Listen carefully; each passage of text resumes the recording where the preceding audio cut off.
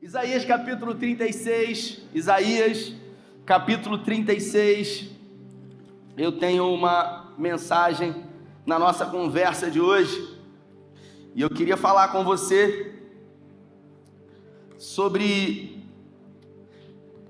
momentos em que vivemos nas nossas vidas. Eu estava hoje pela manhã, ministrei essa mesma palavra, e estava ali, no canto como eu sempre fico, e de repente uma irmã aqui da igreja, que trabalha aqui, uma voluntária, ela chegou para mim com uma carta, e ela falou para mim assim: olha, mandaram te entregar essa carta aqui, pastor, ali.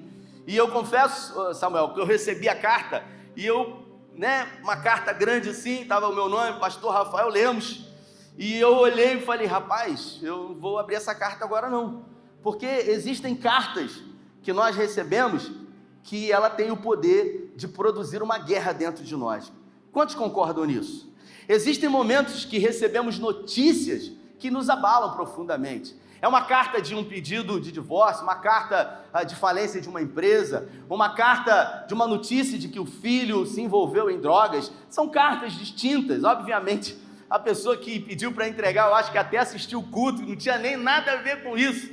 Era uma carta para uma inauguração de um espaço de velório que vai ter agora em Cabo Frio, e obviamente eu apenas utilizei essa carta como exemplo, É claro que provavelmente está oferecendo algum serviço funerário ali. Normalmente não é legal pensar nisso ou querer pensar sobre isso, e obviamente trouxe essa ilustração para a mensagem de hoje, falando um pouco sobre a felicidade que todos nós buscamos, a felicidade que desde o momento em que você nasce é gerado em você expectativas para que você realmente vença, para que você consiga ser feliz. E eu quero perguntar para você nessa nossa conversa: o que é a felicidade?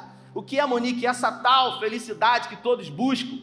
E se a gente parar para pensar, para aquele que é um deficiente visual, a felicidade é voltar a ver. Para aquele que é um deficiente auditivo, a felicidade é ter a oportunidade de ouvir ou ouvir outra vez. Para alguém que tem alguma limitação física, a felicidade talvez seja andar. Para alguém que anda com uma bolsa colostômica, a felicidade é ter a oportunidade de ir no banheiro, sentar e fazer o número 2. E a gente acaba percebendo que a felicidade para um não é aquilo que é para o outro. E eu queria que você perguntasse para a pessoa que está do seu lado: o que é a felicidade para você? Pergunta aí. Meu Deus. É nesse momento que a gente pergunta e a gente não responde, mas se você puder perguntar de novo aí, responde. O que é a felicidade para você? Pergunta aí, Marcos. O que é a felicidade para você? É o quê? Carro novo? Apartamento? Avião? O Flamengo tem... Não, isso aí só milagres. Isso aí já é impossível essa felicidade sua, meu irmão. Você vai ficar triste, só lamento. Mas a gente acaba percebendo que a definição de felicidade para uns é uma coisa, e para outros ela pode ser outra, dependendo do que você está vivendo. Se você está vivendo um litígio, um divórcio, a felicidade para você é a restauração do seu casamento. E assim sucessivamente, dependendo daquilo que a gente está vivendo e tem como necessidade nas nossas vidas.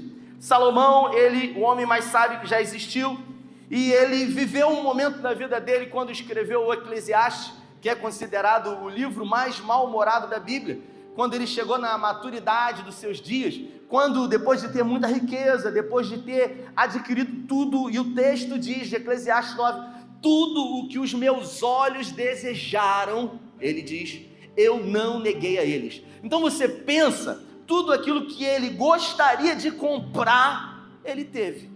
Irmãos, vamos falar a verdade aqui. Você imagina a vida desgraçada do Neymar? A vida desgraçada que o cara tem. Porque assim, tudo, ele não tem, nenhum desejo de conquista, porque tudo que ele quer comprar, ele pode. Então não tem nenhuma expectativa que envolva a conquista, porque a felicidade não é um lugar. A felicidade não é algo tangível, mensurável, que você possa adquirir. A felicidade passageira é a aquisição de um bem, mas a verdadeira felicidade é o caminho, é o percurso que você faz em direção aos sonhos que você tem, em direção aos propósitos que você coloca diante de Deus. E Salomão falou isso, porque tudo é uma mentira, tudo é uma vaidade, ele dizendo. E a gente acaba percebendo que tudo isso acontece no campo de batalha da nossa mente, porque as maiores guerras, elas são enfrentadas na nossa mente. E dependendo do tipo de carta que você receba, você pode estar vivendo uma guerra. E dependendo do tipo de carta que alguém mandou para você, é possível que a guerra, ela nem aconteça, porque às vezes uma guerra, ela é vencida não com armas, mas sim apenas com a mensagem de uma carta. Uma carta que vem e tira o teu sono, que desregula as suas funções, você começa a descontar na comida, você passa a ter ansiedade, você come demais, ou você passa a não ter mais fome e você passa a não comer, você passa a dormir muito, e com isso acaba produzindo um desequilíbrio na nossa vida e na nossa mente. Então, se você abriu Isaías no capítulo 36, eu queria ler esse texto para a gente conversar um pouco sobre ele hoje.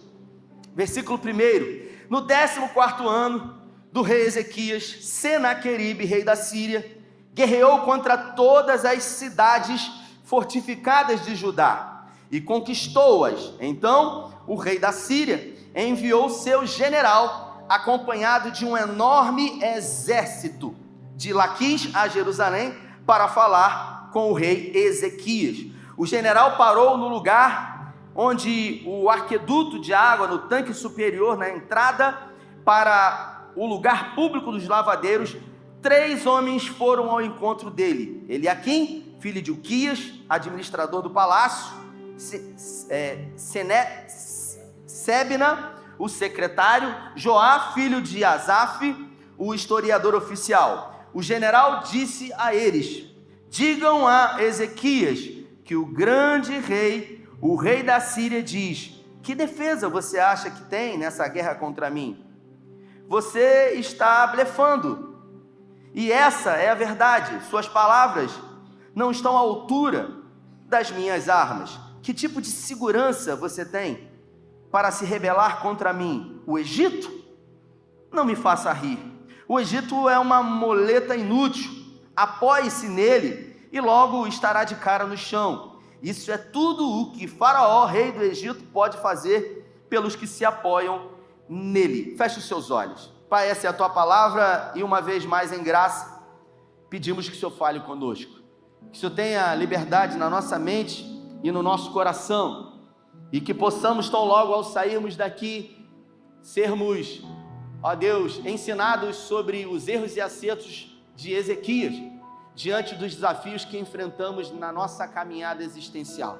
É o que nós te pedimos em nome de Jesus. Para você entender esse contexto, Ezequias, ele era um rei, e a Bíblia fala que ele foi um bom rei, que reformou, fez uma reforma espiritual em Jerusalém, e num dado momento, foi aquele que Deus pediu para o profeta Isaías ir na sua casa, dizendo para ele colocar a sua casa em ordem. Foi logo depois desse acontecimento, e Ezequias orou, virado para o canto da parede. Deus deu para ele mais 15 anos de vida, e o final não foi muito positivo. Mas até aqui, o texto diz que Senaqueribe, rei da Síria, lá em Nínive, resolveu conquistar territórios. E ele saiu conquistando territórios em Judá, até que o próximo território a ser conquistado era Jerusalém. Só que Senaqueribe, ele utilizava uma estratégia diferente dos reis da época. Senaqueribe, ele guerreava com armas psicológicas. E ele era um estrategista. O que ele fazia? Ao invés de levar o seu exército poderoso já e colocar no fronte de batalha, Senaqueribe, ele enviava cartas aos seus adversários, e essas cartas, elas tinham por objetivo desestabilizar emocionalmente todos os seus adversários. Então, na carta que ele escreveu ao rei Ezequias, ele disse: olha, você precisa observar o que o meu exército já fez em todos os territórios até aqui, e a gente vai fazer a mesma coisa com Jerusalém. E aí ele diz então na carta: você está pensando que você tem o apoio de quem para lutar contra mim? O Egito não pode defender você. O Egito é como uma muleta inútil, né? Esse texto ele aparece em 3 livros da Bíblia. Ele aparece em Crônicas, ele aparece no livro dos Reis e ele aparece no livro de Isaías. No livro dos Reis ele chega a dizer o seguinte: você acha que você pode se apoiar em Deus, achando que Ele pode defender você? Na verdade, eu estou aqui amando desse Deus que você serve. Foi Ele que me mandou para cá. Então Ele não pode defender você. É no momento em que a gente é pego de surpresa com uma carta que chega até as nossas vidas, que coloca em xeque se Deus realmente está ao nosso favor, se Deus realmente está se preocupando conosco, se Ele tem ciência do que está acontecendo na minha vida, se Ele se importa comigo, porque se Deus é bom e todo-poderoso, por que coisas ruins acontecem na minha vida? E são inquietações e perguntas como essa que nos tiram do centro, e a gente começa a se preocupar, a gente começa a ser roubado. A gente não sabe o que fazer, e todas as vezes que a gente não sabe o que fazer, a gente permite que a nossa mente ela comece a vagar e colocar suposições fantasiosas, que às vezes tendem por finalidade criar autossabotagens para as nossas vidas. Eu me lembro, Kátia, que logo no início da pandemia, quando tudo fechou, as igrejas foram fechadas, a gente não sabia o que fazer, e eu procurei um amigo, e fui na loja dele e eu pedi 2 poltronas para ele, para que a gente pudesse fazer as lives. E eu estava na porta da loja, ele falou, não, claro, estava tudo fechando já, e ele falou, claro, e eu falei, cara, que loucura tudo isso, a gente jamais ia imaginar que tudo isso ia acontecer. E ele disse para mim, rapaz, eu não sei nem o que eu vou fazer, eu não sei se eu vou ter que vender a minha casa para poder pagar as minhas dívidas. E eu, na hora, perguntei para ele, eu falei, mas você tem dívidas? Aí ele falou, não, as dívidas que eu vou fazer, porque eu não sei o que vai acontecer. Então observe que a gente começa a imaginar e fantasiar coisas, porque a gente não sabe. O medo começa a inundar o nosso coração e fazer com que toda a nossa fé ela acabe sendo escoada. A gente fantasia e a gente começa a pensar, e esse se a cada dia que passa acaba roubando a gente. Porque o medo entra, e a finalidade do medo, né, na sua essência, é proteger você, na dosagem certa. Por exemplo, é exatamente porque eu tenho medo que eu não atravesso essas 2 pistas sem olhar para os lados. O medo, ele tende a me proteger. Agora, quando esse medo natural e na dosagem certa, ele passa a ser excessivo, Elvia, eu sou dominado por ele. E 2 Pedro diz que aquilo que domina o homem, do tal ele se torna servo. Então quando o medo me domina, eu me torno escravo dele. Então eu só faço a vontade do medo. Tudo o que o medo quer, de uma forma inconsciente, eu acabo fazendo. Eu acabo fazendo todas as vontades do medo. Por exemplo, se eu estou com um grande problema, na maioria das vezes, se eu sou dominado pelo medo, eu sempre acho que vai dar certo ou vai dar errado. Errado. Peraí, mas a gente não confia em Deus? Mas a gente não serve o Senhor? Mas nós somos especialistas em criar autossabotagem. É mais fácil para a gente achar que é impossível, que não tem jeito, que não é para nós, porque o medo ele paralisa. O medo ele carcome o homem de dentro para fora como um câncer nas suas partes, quando produzem as suas ramificações. O medo ele destrói, ele tira a vida sem tirar a existência, e a gente acaba sendo dominado por ele. E o texto diz que Ezequias, ele recebeu essa carta. Ele recebeu essa carta de Senaqueribe, e a carta dizia que o exército de Senaqueribe era um exército de 185 mil homens fortemente armados. Ponto número 1, Ezequias sabia que o exército de Senaqueribe era maior do que o exército dele. Número 2, Ezequias sabia que ele não poderia lutar contra esse exército. Número 3, ele estava com medo. Só que se você observar, aqui nesse texto de Isaías não diz, mas no livro das Crônicas diz que quando ele ficou sabendo que Senaqueribe vinha, ele já mandou fortalecer os muros da cidade. Havia um tanque do lado de fora da cidade que ele mandou entulhar. Então ele começou a se preparar, ele falou, eu não vou deixar chegar. Antes que chegue, eu já vou começar a me posicionar. Ele começou a fazer a sua parte. O nosso problema é a gente querer fazer a parte de Deus para dizer como tem que ser, do jeito que tem que ser, quando tem que ser, e a gente acaba deixando de fazer a nossa parte. Então a gente precisa entender, tem um teólogo brasileiro que ele diz que Deus só teve um filho que não pecou, mas Deus não teve nenhum filho que não viveu dor e sofrimento na sua vida. Então todos nós em algum momento vamos receber cartas, todos nós em algum momento vamos nos deparar com impossibilidades, com questões que aos nossos olhos são insolúveis e são impossíveis. Ele recebeu essa carta e essa carta tirou ele do centro. E o texto diz, capítulo 37, quando ouviu o relato, o rei Ezequias também rasgou a sua própria veste e se vestiu de pano de saco em sinal de tristeza e entrou no santuário de Deus. Então, quando ele recebeu a carta que dizia que não tinha jeito, inclusive em outras traduções diz que eu vou fazer vocês comerem as fezes e beberem as suas próprias urinas, porque Senaqueribe era um rei perverso, sanguinário. O que ele havia feito com as províncias próximas a Jerusalém, a notícia já tinha se espalhado. Então ele realmente atacava colocando pavor e medo.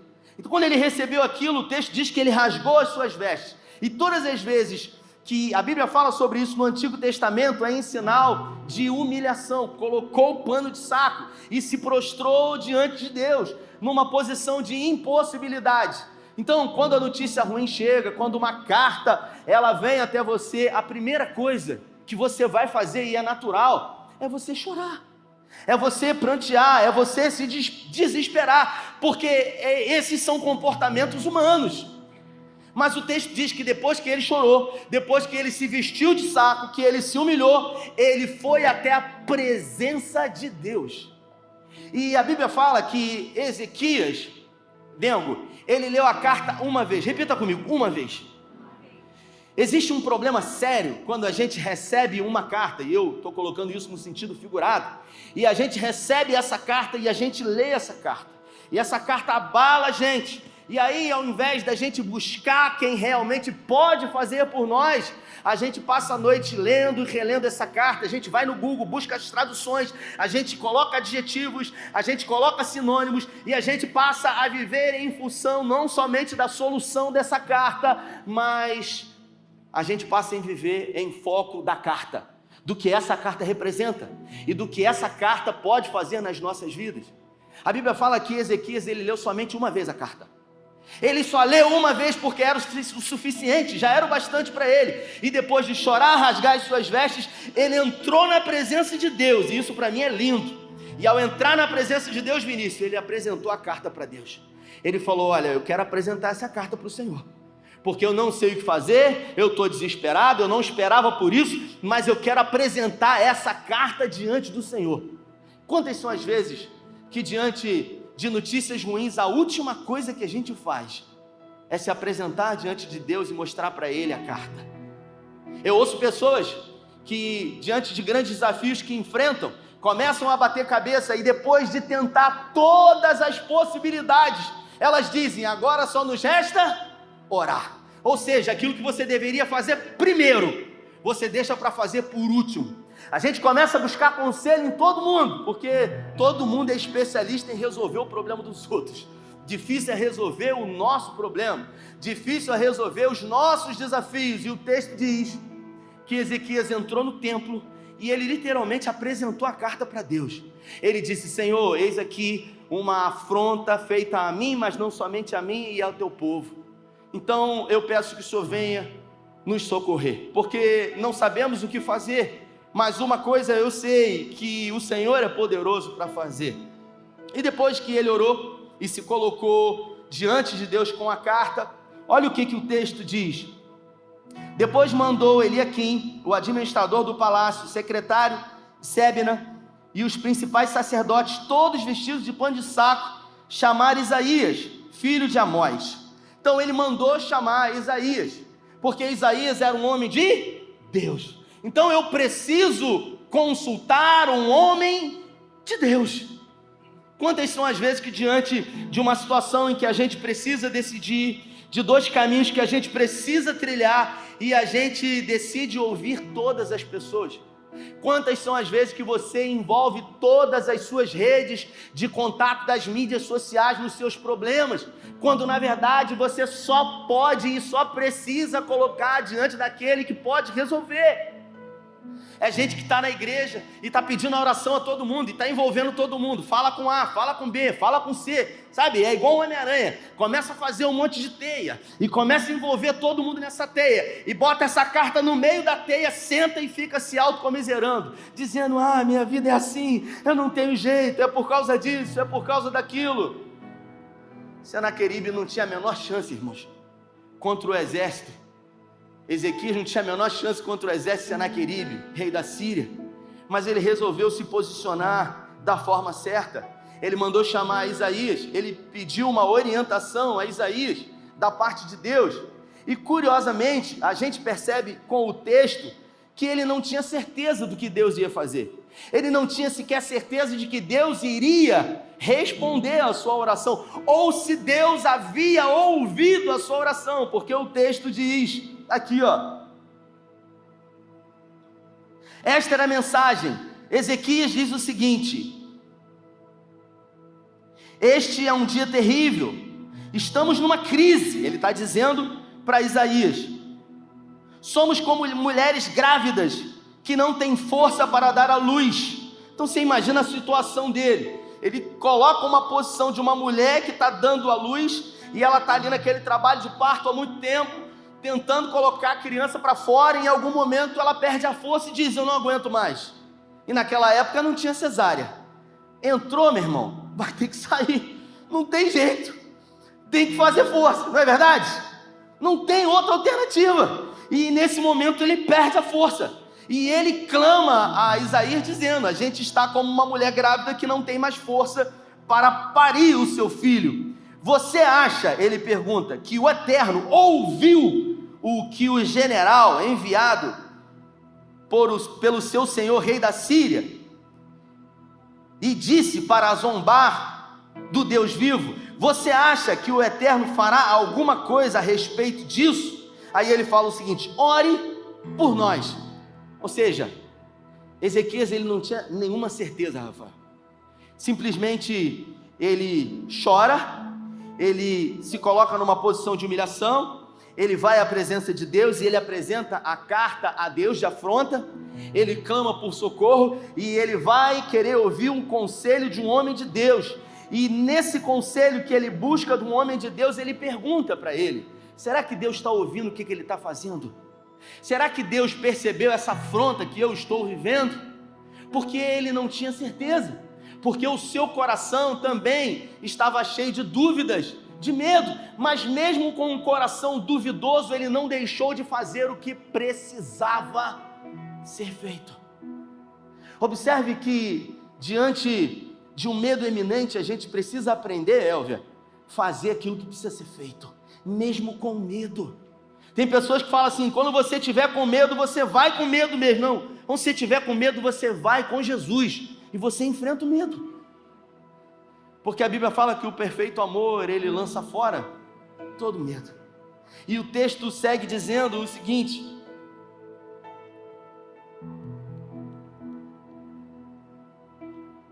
ore por nós, ele diz para Isaías, que ficaremos aqui para defender a nossa posição.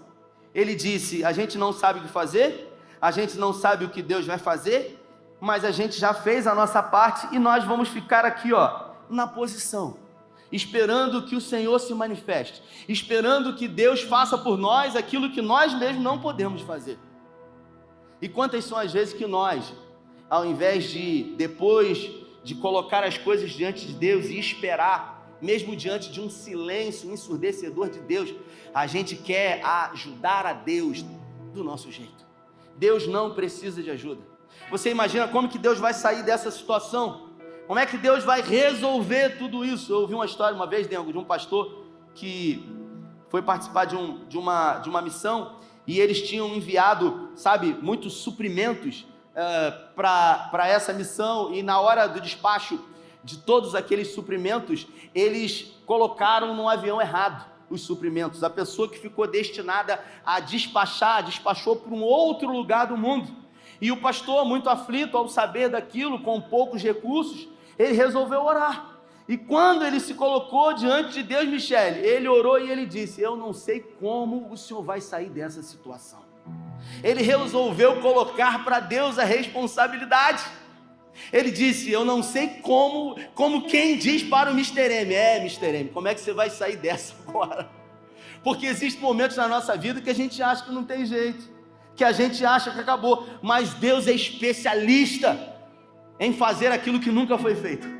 Deus é especialista em contrariar a lógica humana. Na quinta-feira esteve conosco aqui um irmão querido chamado Eduardo Custódio. E ele, quem esteve aqui quinta-feira?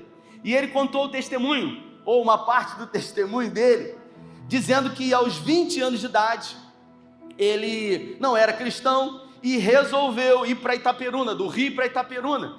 Tinha umas irmãzinhas lá, que não eram irmãs na época, aguardando por ele, com fantasias sexuais que ele ansiava no seu coração em praticar com as irmãs. Disse para a mãe: eu vou para Itaperuna. E a mãe disse para ele: meu filho, não vá, eu estou com um mau pressentimento. Irmão, quando mãe fala isso, pelo amor de Deus, Êxodo 20, versículo 12, honre pai e mãe para que tudo te vá bem e seus dias se prolonguem na terra. Vira para a pessoa que está do seu lado e fala assim: olha, ouça sua mãe, hein? Meu Deus do céu, pelo amor de Deus. Aí ele disse para a mãe o seguinte: não mãe, eu não vou de carro não, ele tinha uma Elba, eu vou de ônibus, porque aí eu vou dormindo tranquilo. Tinham 45 pessoas no ônibus. O ônibus estava naquela estrada de Campos e o ônibus bateu de frente numa carreta de leite. De 45 pessoas, só 5 sobreviveram e ele era uma das 5 pessoas. Ele ficou preso horas numa ferragem e ele foi diagnosticado com tetraplegia, ou seja, ele ficou ele só mexia o olho, irmãos. Ele não mexia absolutamente nada, só os olhos. E todos os dias iam pessoas, pastores, irmãos e irmãs visitar ele no hospital. E ele só mexia os olhos, entubado. Ele disse que nem podia mandar o pessoal embora, porque ele só mexia o olho. Então ele era obrigado a ouvir as pessoas pregarem para ele, as pessoas cantarem louvores. E durante 5 anos ele ficou em cima de uma cama. E durante 5 anos, irmãos iam lá visitá-lo no hospital. Até que um dia, um pastor resolveu visitá-lo e disse para ele: olha, eu vim aqui trazer um amigo para apresentar a você. E ele veio comigo, e o pastor estava sozinho. E ele disse: esse é o meu amigo Jesus, e eu quero apresentar ele para você. Você acredita que esse meu amigo Jesus, ele pode promover um milagre na sua vida? E ele pode fazer com que a sua sorte mude e que você saia dessa cama? Irmãos, é muita ousadia você visitar alguém que tem um diagnóstico fechado, de uma posição irreversível, e dizer que essa pessoa pode sair dali. Mas nós estamos falando de alguém que faz o que ninguém faz, de alguém que realiza o impossível. E ele teve a oportunidade de receber o Evangelho, e nas madrugadas seguintes ele ficava testando o Senhor. Ele ficava dizendo: se o Senhor existe, e se o Senhor me ama de verdade, eu queria mexer o dedo do pé, eu queria mexer somente o dedo do pé, Senhor. Até que numa madrugada, ele mentalizando muito, o dedo mexeu. E ele gritou às enfermeiras, e as enfermeiras chegaram, e os médicos fizeram um teste e disseram: houve uma lesão irreversível na sua medula. O que acontece são espasmos involuntários. E ele falou: não, eu sei do que eu vivi. E nas madrugadas seguintes ele falava: Senhor, me permita mexer o braço agora, eu quero mexer o braço, Senhor. E numa daquelas madrugadas, mentalizando muito, ele conseguiu colocar o braço para cima. E depois de algum tempo de muitas fisioterapias, ainda nos dias de hoje, com um laudo irreversível de paraplegia, o Eduardo Custódio, ele voltou a andar para a glória de Deus, contrariando a lógica humana, contrariando estudos da medicina sobre como é possível. Algumas semanas atrás ele fez um exame muito moderno, e o médico, olhando para ele de pé, olhando para as imagens, disse: você não pode andar, porque o diagnóstico impossibilita. Como que você está andando? E se você conversar com o Eduardo Custódio, uma pessoa extremamente envolvente, uma pessoa que ama a vida acima de todas as coisas, escreveu um livro que tem o tema Não Pare, contando um pouco da sua história e resumindo passo a passo a sua vida de luta. Ele diz: eu sinto dores, eu convivo com dores todos os dias da minha vida. E ele sentou aqui, ele estava sentado, andando com algumas dificuldades, ele tem uma muleta, e eu falei para ele: poxa, você quer que eu coloque uma cadeira maior, melhor? Ele falou: não, cara, eu tô assim porque eu operei, tem 12 dias a coluna. E eu falei: caramba, é consequência isso lá, a gente jantando, é consequência ainda do acidente? Ele falou: não, acidente não, rapaz, isso aí que foi no meu condomínio. Eu estava lá no condomínio, fui beber água no bebedouro, e aí um carrinho, encostei assim no bebedouro, e tinha uma portazinha, um portãozinho de ferro, e aí o carrinho começou a andar. Eu falei: vai encostar no portão e vai parar. E o portão estava aberto, tinha 5 metros de escada, e eu caí, e o carrinho por cima de mim, e eu embolado com o carrinho, eu caí num poço de 5 metros, 3 ambulâncias vai me buscar lá embaixo daquele poço. E eu falei: e aí? E aí que eu comecei a gritar, as pessoas foram lá.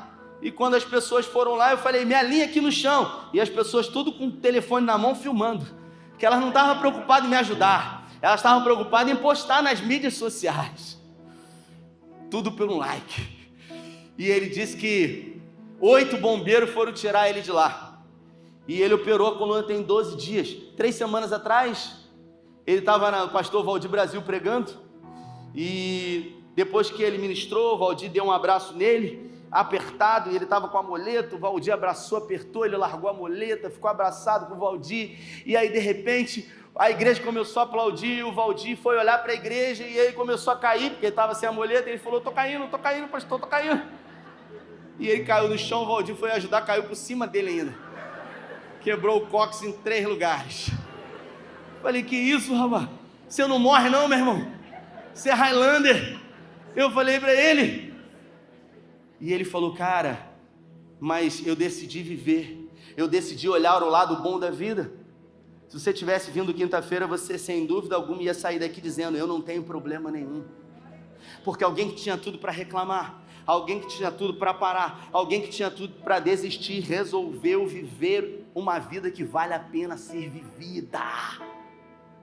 Há 2 anos ele casou com uma mulher incrível. Por não ouvir a mãe pela 2ª vez, casou com uma piriguete, que ele que disse. E eu fiquei curioso, né, irmãos? E ele falou aqui, né? Eu fiquei curioso. Casou com a Carol, uma mulher incrível, porque ele estava procurando segundo a beleza física e não segundo a beleza do coração. Não que a esposa dele atual hoje não seja uma mulher bonita, mas ele estava buscando um estereótipo. E tudo o que está do lado de fora é passageiro, porque aquilo que está em cima, mais cedo ou mais tarde, vai estar embaixo, se é que você me entende. E eu curioso, meu Deus, o cara desse jeito, como é que faz para casar, para aqueles negócios? E aí eu perguntei para ele, falei: rapaz, o negócio, como é que essas coisas, o negócio funciona aí? Tá?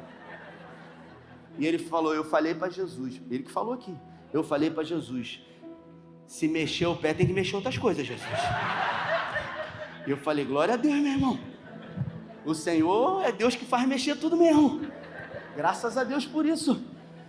E a gente acaba percebendo, irmãos, que tudo tem a ver com a forma como a gente vê a vida, como a gente decide enfrentar os nossos desafios, de que maneira a gente recebe as cartas que chegam até as nossas mãos. Senaqueribe, ele fez tudo aquilo que ele precisava fazer, mas ele não quis ajudar o Senhor. Deus se posicionou dizendo: essa batalha não é de vocês, porque a afronta não é uma afronta para o meu povo, e simplesmente uma afronta para mim. Senaqueribe está achando que ele está prosa, porque ele fez e aconteceu, mas a verdade é que eu usei e permiti que ele fizesse tudo isso, mas eu vou acabar com isso. Isaías manda uma mensagem para Ezequias dizendo: vocês não vão ter que atirar uma sequer flecha, porque essa batalha é minha. E naquela noite, o anjo do Senhor visitou o acampamento de Senaqueribe e os seus soldados, e um anjo do Senhor matou em uma noite 185.000 soldados fortemente armados. A gente acaba percebendo, irmãos, que a luta que a gente está enfrentando hoje não é nada diante do nosso Deus. Deus, Ele quer que a nossa fé seja exercitada. Deus, Ele quer que talentos e dons que Ele nos deu sejam aperfeiçoados diante dos desafios que nós enfrentamos. Mas a gente precisa fazer aquilo que é certo, se posicionar diante dEle, colocar diante dEle na certeza de que Ele é aquele que peleja por nós. No Antigo Testamento, enquanto o povo se encontrava no deserto, Moisés havia perguntado para o Senhor: Deus, qual é o seu nome? Porque se alguém perguntar quem me enviou, o que eu vou dizer? E Deus disse: diga que o eu sou, e eu sou quer dizer Iavé. E enquanto o povo peregrinou no deserto durante aqueles 40 anos, muitas foram as vezes que esse Deus poderoso se mostrava em situações extraordinárias para o povo. E para cada situação extraordinária que Deus se manifestava, o povo intitulava títulos a Deus.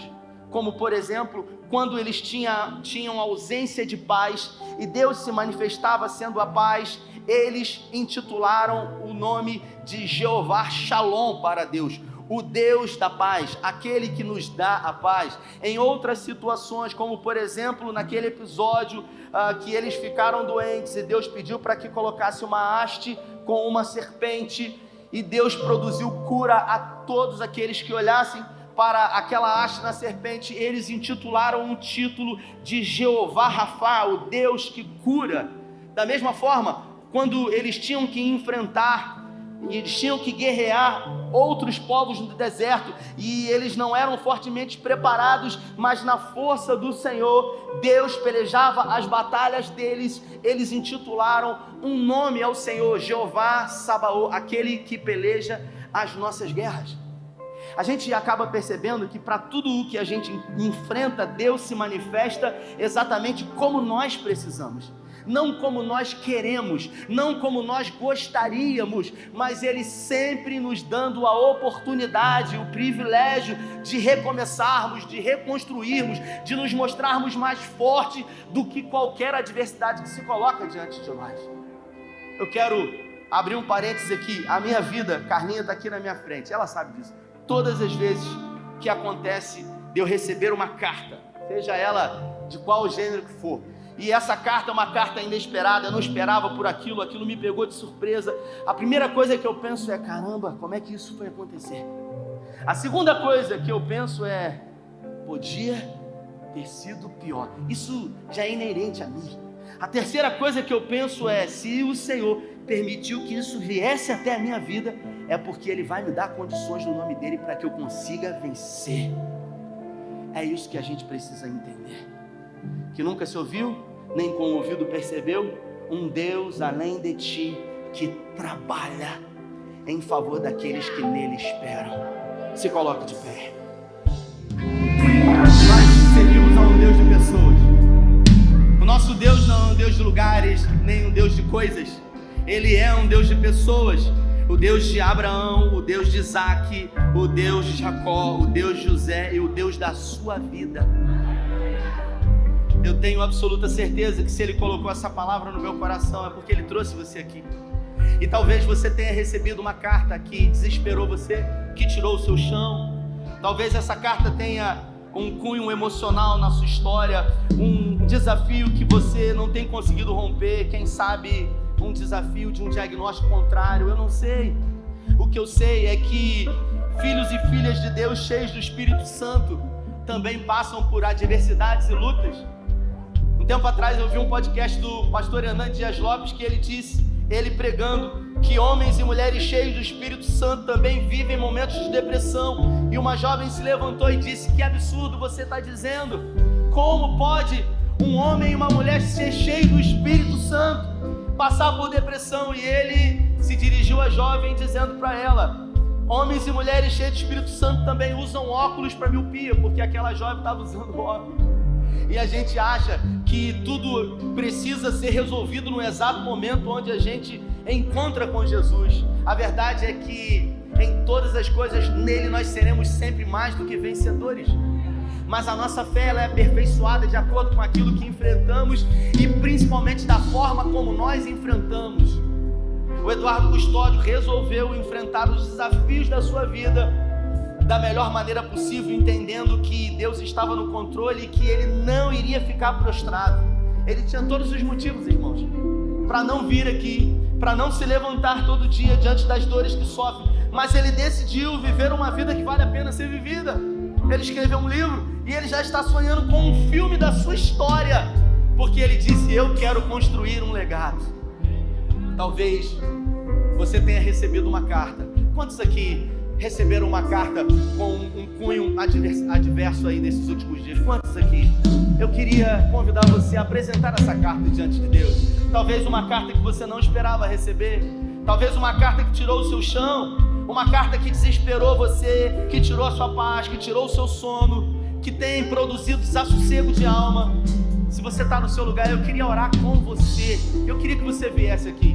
Eu queria que você, assim como Ezequias, você se colocasse diante de Deus e apresentasse para Ele essa carta. Você colocasse diante dEle o Deus que tudo pode, o Deus que tudo vê, o Deus que tudo conhece, um Deus que nunca se ouviu, como eu disse, nem com o ouvido percebeu, que trabalha em favor daqueles que nele esperam. Isso, sai do seu lugar, enquanto eles vão adorar o Senhor. Sai do seu lugar. Pai, em nome de Jesus, homens e mulheres, filhos e filhas amados do Senhor, apresentam ao Senhor nesse momento cartas que receberam, situações que estão vivendo, impossibilidades físicas, diagnósticos contrários, situações que aos olhos dos homens parecem ser insolúveis e impossíveis, mas nada que seja impossível aos olhos do Senhor. Por isso, assim como fizeste na vida de Ezequias, contrariando todas as possibilidades humanas, nós pedimos que o haja do Senhor aconteça na vida desse homem, na vida dessa mulher. Que sejam jogados por terra os inimigos de Deus na vida dos teus filhos. Que seja manietado todo valente que tem se levantado para tentar matar, roubar e destruir a vida dos teus filhos. Pai, assim como a primavera tem chegado, eu quero declarar profeticamente que uma nova estação chegue na vida desse homem e na vida dessa mulher. Que o passado fique para trás, que o inverno fique para trás e que dê lugar a uma outra estação, a um outro clima, a um florescer, a um tempo onde haverá frutos. Eu declaro profeticamente testemunhos que serão contados da fé que foi gerada no coração de homens e mulheres ao saírem do seu lugar e apresentarem para o Senhor as suas necessidades. Contempla, Senhor, cada petição, cada impossibilidade e torna o impossível algo real, para que todos possam ver e dizer que existe um Deus que faz o que ninguém faz. Nós oramos a Ti, ó Deus do impossível. Guarda nossa casa, os nossos filhos, repreenda todo o intento do inferno sobre nós, e que essa semana que começa hoje seja a melhor semana de 2023. Se você quer e recebe, dê a melhor salva de palmas a Ele. Deus abençoe você, vai em paz, valeu!